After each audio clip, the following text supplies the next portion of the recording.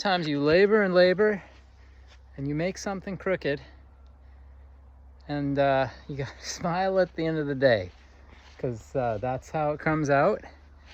And now at least the rain isn't gonna get in there as easily and just sit against that sill timber, which I patched up underneath. You can't see that, but I think if we get some of that Falu Rud, the red paint that is on the rest of the house, that's so iconic to Swedish houses, once we get that up here, it'll hide a lot of it, and I think it'll have, what are we gonna call it? We'll say it'll have rustic charm. I think that's what we'll say.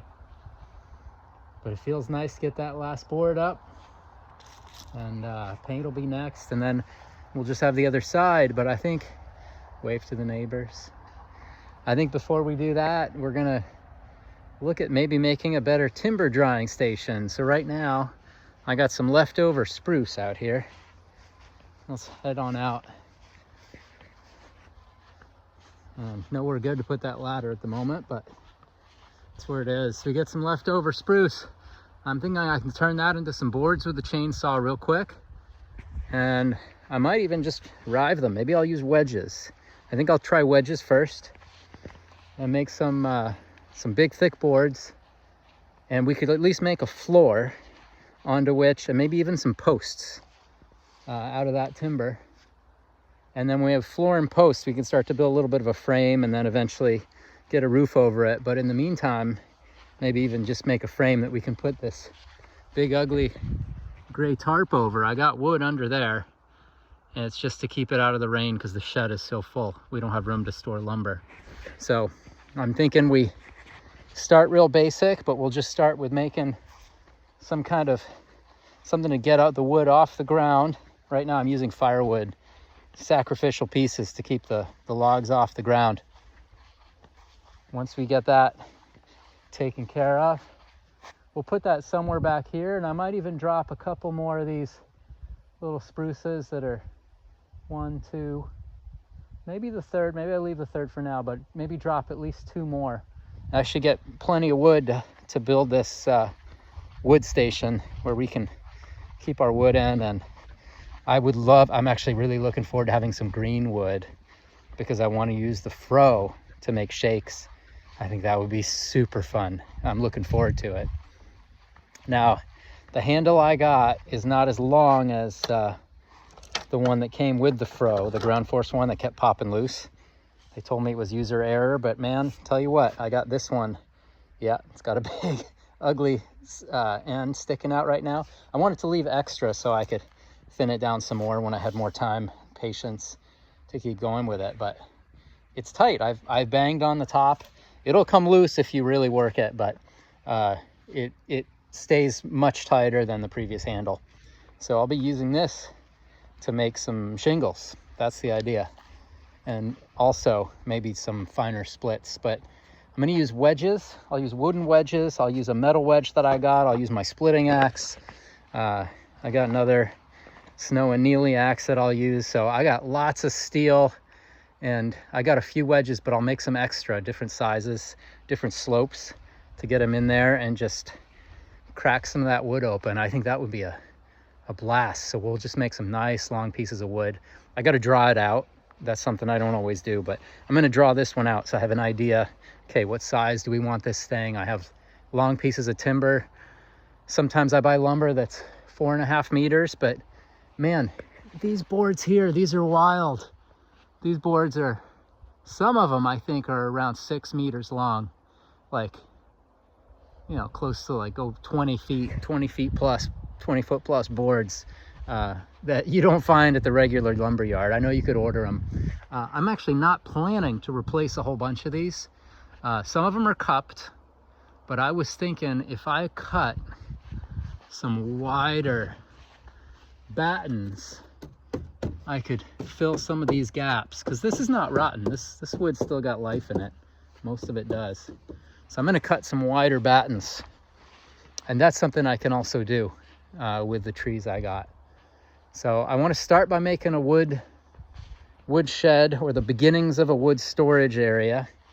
that I can tarp. This board I'm gonna replace, and maybe it's split through.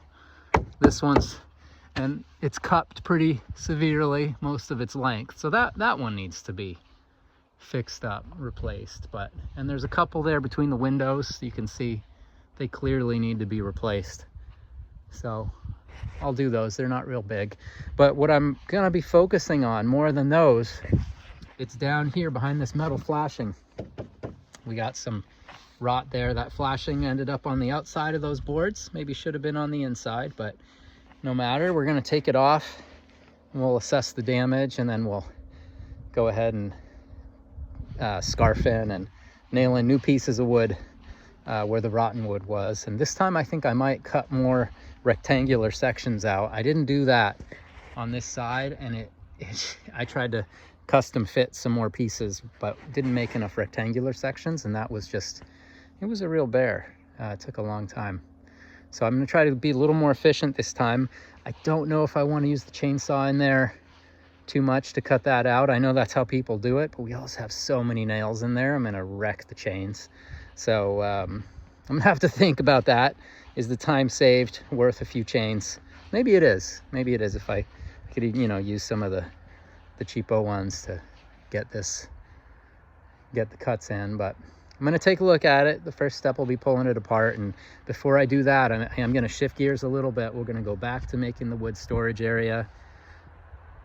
We got lots of spruce, not lots. We got several spruce, some of which can come down, and there'll be useful wood. So we'll try to build with what we got instead of having to buy a bunch more stuff. I really like that, and that'll be a way forward. And then maybe I can cajole my wife into putting some paint on here, or I'll do it. But it'll start to look better with some paint, and it feels good to just make do with what you got. I'm real happy that a bunch of these boards, even though they weren't even, you can see where I had to trim them with, in some cases, the axe on the faces to flatten them out. Those came from the tree that we just brought down in May. So we have materials here. It's so great just to make do and learn how to make do with what you got around you. I'm so happy to be on that journey, I guess you can call it. And now it's time to clean up the mess here. I'm real happy. This little Ryobi saw, it's not their top of the line one. I got a 4 amp hour battery. This is the R18CS. It says it's got a 165 millimeter blade. I don't know what that is in inches, but I gotta say, it's been so nice to have a cordless saw for what we've been doing here. So nice, not tripping over cords and stuff, and it's maneuverable and it works for cutting the size lumber we got, so that's great. What other tools have been great? I can make a new mallet. This one's definitely seen better days. Still has life in it, but I want to make a proper timber mallet for when I go and split those longer pieces of lumber, so gonna need to make one of those. This axe has been all right, but you know, this is the Hultafors carpenter's axe, the Stolberry one. It's okay. It came to me shipped with a nick in the blade. Wasn't super happy about that. It was small, and I've already sharpened it once. It'll sharpen out, but I expected a little better from Hultafors.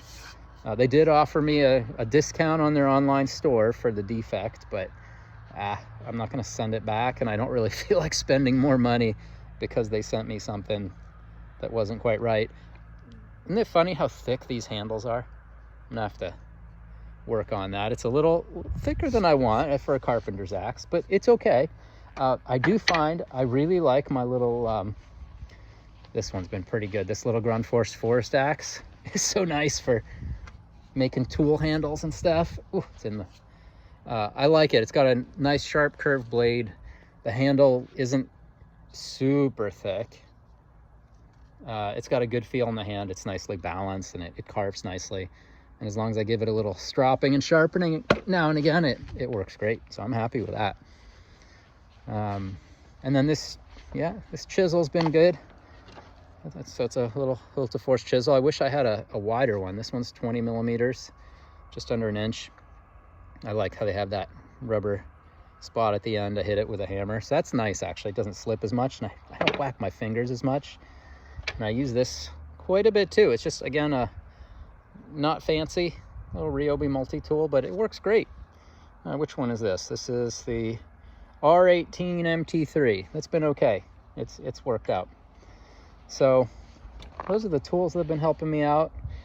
And then I'm also happy, another thing I learned, this it's from Biltema, which is a big department store. It's their boiled linseed oil. I checked the material safety data sheet on it. It does not say that it has desiccants and heavy metals as drying agents. It looks like it's been boiled through other means to make it dry faster, but not by adding heavy metals. So that makes me happy for handling it with my bare hands, for instance. So we're getting places little by little. See you later.